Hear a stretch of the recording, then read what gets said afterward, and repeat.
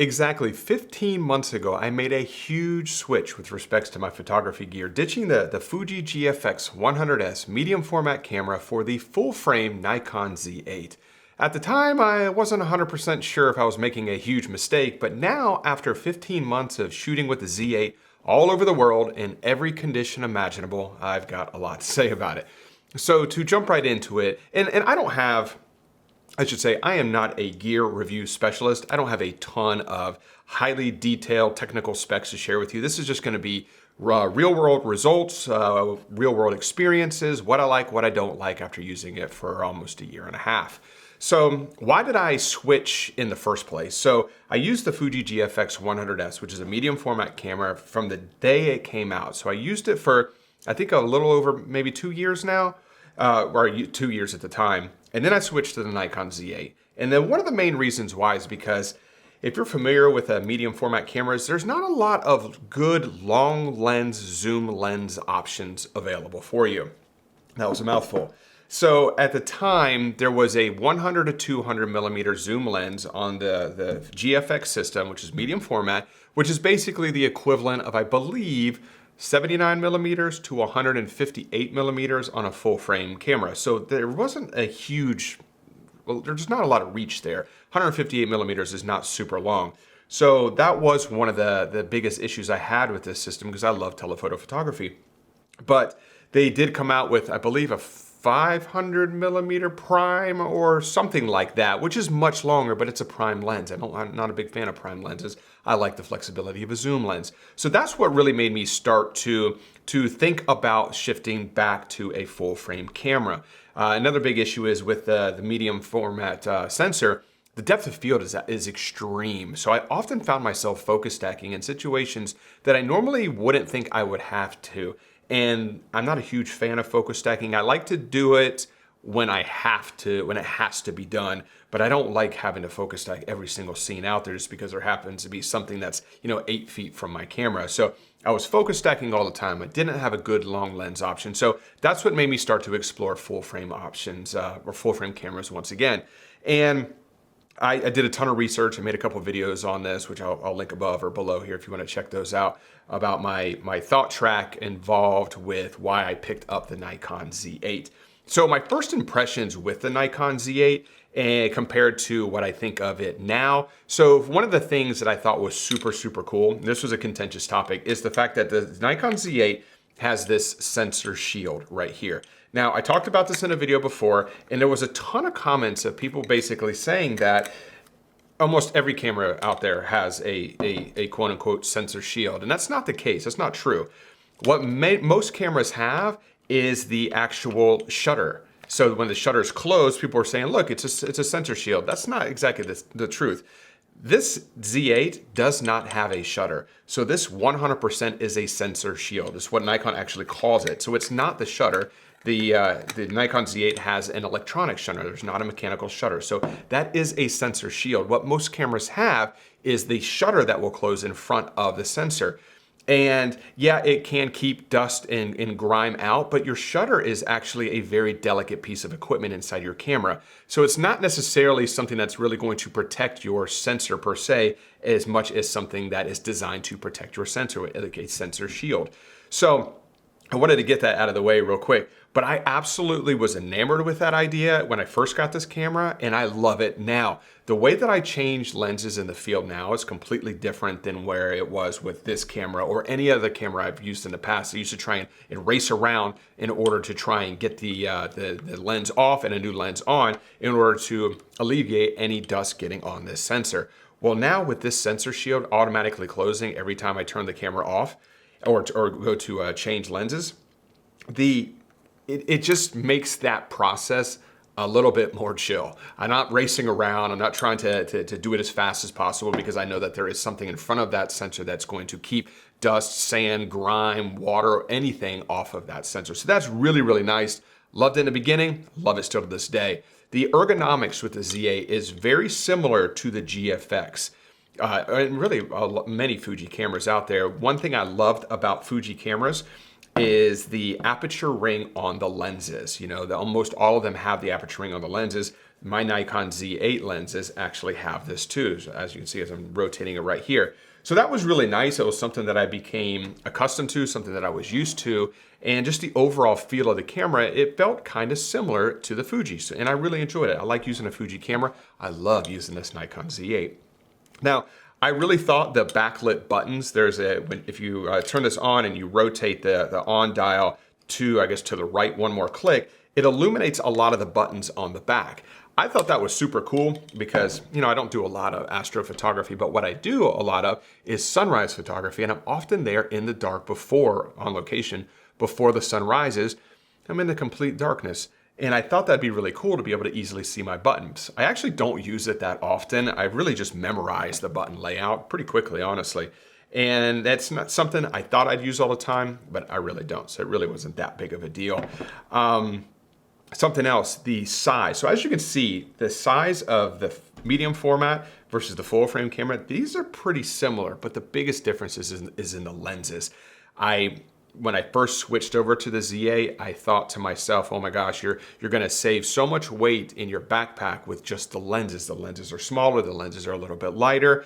One lens at a time, you know, if you take this lens compared it to a GFX lens, it's gonna be probably a little bit lighter, a little bit smaller depending on the lens. But when you couple 3 or 4 lenses together, you can actually feel that difference. So it was something that I was really looking forward to in the beginning, and it's something that I continue to enjoy to this day. I can noticeably tell that my backpack is lighter than it has really ever been. I'm actually using a smaller backpack as well, which is nice. I use a 26-liter backpack. Let me reach up here and grab this. Oh, this right here. This is the f-stop, I think Lotus 4 Core, I believe. Don't quote me on that. But it's only a 26-liter pack, and I'm able to fit all of this stuff, you know, minus this, I don't bring this anywhere anymore, in that bag very, very easily, which is really, really nice. Now, what do I miss about the GFX100s? Honestly, the only thing is, and this is not even a big thing, it's just the extreme cropping ability. This is a 102 megapixel, super high resolution camera. You could crop in a mile on these photos and still come away with a very, very clean file. It's something that, yeah, it was a nice to have, but it honestly hasn't been that big of a deal. It's not something that I really miss all the time. So let me move this away since we're done talking about this camera. Put that down there. Now, what do I love about the Z8? So some of the things that I love after using it for 15 months are things that I was not really aware of at the time when I purchased it, but I've really come to enjoy these things. So one of my favorite things, this is a good example right here. This is not the greatest photo in the world from the Smoky Mountains, but this is a good representation of what I'm about to share with you. The highlight detail control on the Nikon sensor, the Nikon Z8 camera, is really, really nice. I find that you can edit highlights, or you have more control over highlights in this camera than I could with the Fuji GFX100s, the medium format sensor. And this is a good example of it right here. Just as I rock this back and forth, if you pay attention to that sky, I mean, just how controlled that is really, really nice to say how controlled that is. And you can bring back so much detail in the highlight area specifically, which is something that I personally find a lot of value in. I think that the shadow recovery or shadow detail control on the GFX was absolutely incredible. But I think it's more balanced with the Z8. You can get amazing shadow recovery. You can get amazing highlight recovery in this camera. And I really, really enjoy that because at the end of the day, I'm a landscape photographer. I normally have very bright highlights in the sky in almost all of my photographs. So that's really, really important to me. This camera handles high ISO very, very well. This is a barely edited raw file from or actually from Norway, of a Northern Lights. Here's another example right here. If I zoom in, this is a cleaned up file. Here is the raw file right here. So let me just kind of let this catch up. You can see there is noise in it, but this is ISO 3200. But ISO 3200, I think that looks very, very good, especially when you zoom out. And then once you clean the file up a little bit, I mean, look at how buttery smooth all of that is. And I think that looks really, really nice. So it's something that I was very impressed with, is how well this camera handles higher ISO. I mentioned earlier, don't do a ton of astrophotography. I don't shoot many scenarios where I need to crank up that ISO super high. But knowing that I can take it to 3200, even 6400 sometimes, and still come away with an extremely clean file, is very confidence inspiring, if you will, just to know that I have that flexibility. I have that ability to go to those higher levels if I need to. This is something that I was not even aware of the first, God, I don't know, maybe 12 months, no, maybe 8 months that I use this camera, is that it has a low ISO setting of ISO 32. Now I know it's software manipulated, but being able to go down to a low ISO of 32 or an extended low ISO of 32 is really, really nice to have for one specific reason. And it's for being able to really drag out that shutter. I don't use a lot of neutral density filters. I mostly use polarizers. So I'm very rarely ever using a 3-stop 6 or a 10-stop ND filter. And I don't go for a ton of super long exposures. This is a good example right here where I used ISO 32, just to drag that shutter a little bit, just to get a little bit of motion in this water. See, I don't go for many 1 to 2 second exposures. I don't like that real milky look in water. I like to retain a little bit of detail in my water, but at the same time show a little bit of motion. So by me not bringing ND filters around half the time, I'm able to get these types of photos right here by taking that ISO down to 32 and just dragging that shutter just a little bit to show that motion. Here's another example from Norway where there really wasn't a ton of movement right through here, but I was able to just slow that shutter speed down just a little bit just to show that motion right through here through this water in the foreground. So having that ability to drag the shutter a little bit longer than I would be able to if I couldn't go down to ISO 32 is a very nice to have feature I rely on from time to time because I know that I can go to that level if I need to. Now, perhaps one of my favorite things about this camera is this 3-lens setup right here. So I have, this is the 14 to 24. So 14 millimeters, that is pretty wide. So 14 to 24. This right here is the 24 to 120, which I absolutely love. And then this right here is the 100 to 400. So in only 3 lenses, I have complete coverage from 14 millimeters all the way to 400, and that is absolutely fantastic. None of these lenses are super big, but I have really grown to love this, whoops, wrong one, this 24 to 120. This is one of my favorite lenses. It's a focal length that I never really thought that I would find much value in. And typically when you get lenses that have such a huge range, 24 to 120, that's a big range.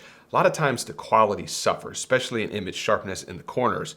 But this lens, this is one of Nikon's S badge lenses, which is their better lineup, or I think it's their professional lineup.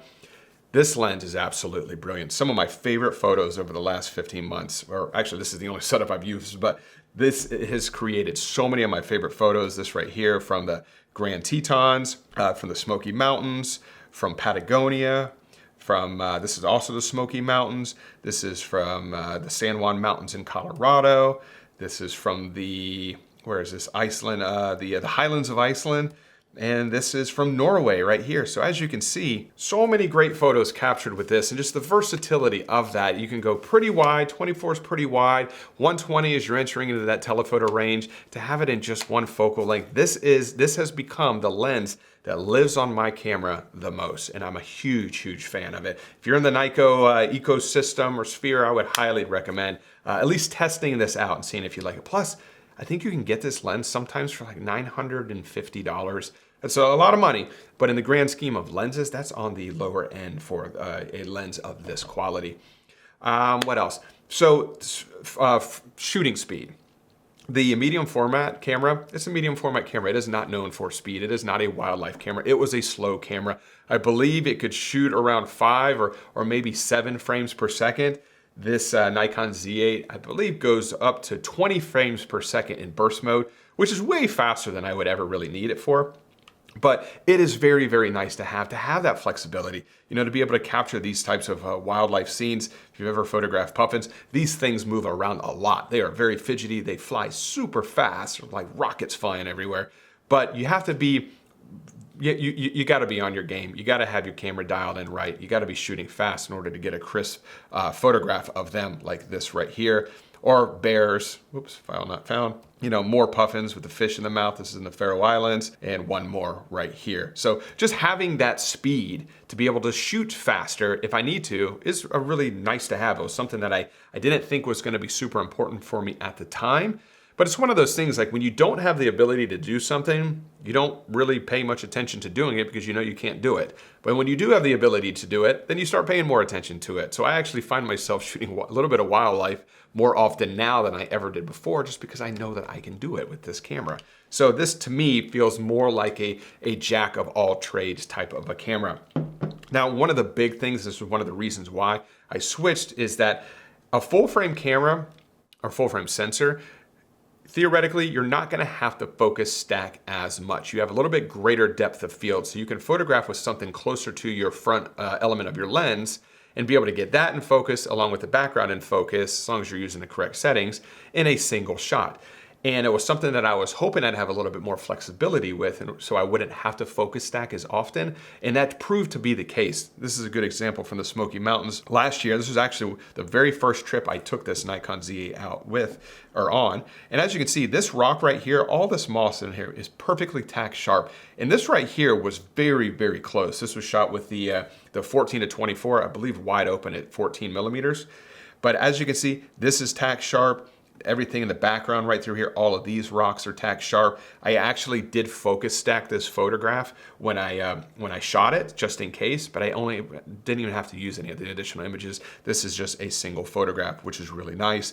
Another example from the Dolomites, I was very close to this rock in the foreground, but as you can see, tack sharp, mountain in the background, tack sharp. I did not focus stack this photograph when I was on location because by the time I took this photo, I already had enough experience with this system. I knew I could get it all in a single shot, especially if I was shooting super wide, around like 14 millimeters, because your depth of field is huge the wider you shoot. So being able to do that was very nice. This was one of the rare instances where I did need a focus stack, but this branch here in Patagonia, it was inches away from the front of this lens right here. So it was very, very close. But even this photograph I was able to do in just 2 images, one for the branch right here, and then one for the mountains in the background. This is the focus stack, the merge file. But this was one of the very few instances where I needed to focus stack again. So being able to get most photos in a single frame, I put a ton of value in. I don't really enjoy merging files and things like that and trying to get everything to line up. I enjoy editing photos, but I don't really enjoy combining them together, if that makes any sense. Now, one of the other main reasons why is I switched is a better access to more long lens options. This 100 to 400 millimeter lens is absolutely brilliant. Huge focal range, 100 to 400 millimeters is great. It was a focal range that I really enjoyed when I used the Sony setup many years ago. I had the 100 to 400 millimeter G Master lens, which was amazing, and I'm really happy to have this focal length back.